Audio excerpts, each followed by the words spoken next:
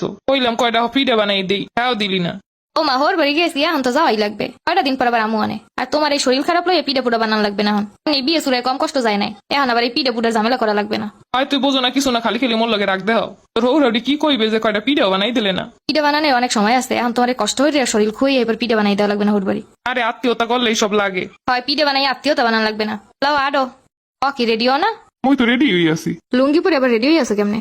আরে যে প্যান্ট পরিয়েছিলাম সেই প্যান্ট তো আর আটকে না, প্যান্ট টাইট হয়ে গেছে, কোমর হেলে গেলে লুঙ্গি পড়ছি। পরে আল্লাহরে 2 দিন আর প্যান্ট পরতে পারে না। আর 2 দিন থাকা যায় না হৌর বাড়ি। ও খোদা, তোমার মায়ের ওদিকে ফোন দিতে দিতে পাগল হয়ে যাইতেছে। তোমাকে হাউরি পুতের পর ঝগড়া ছুটি তার ঘরে থাকতে মন চায় না। হ্যাঁ মন চায় যেন হোর বাড়ি ঘর জামাই থেকে যাই। মই মোর হোর বাড়ি থাই, তুমি তোমার হোর বাড়ি যাও। ও মায়ের কোনো কথা কইলা? হয় ওই বাড়ি কেসলে কেসলে মোর আর ভালো লাগে না। এই বাড়ি থাকি যে মোর হাউরিটা ভালো আছে। তুমি যদি একটু তোমার মান্না নইতে কি যে ভালো হইতে। হয় মোর মায় সহজ সরল দেখে জীবনে বহুত কষ্ট পাইছে, পরে দিয়ে হেইটা হইবে না। আর তোমার মায় তো মন হান মাই বিরতেইছে। তুমি থাও, তোমার মায়ের কমন যে তুমি তোমার হোর বাড়ি থাকবা। না থাক, মাই হলের জীবনে গড়েই উঠতে দেবে না।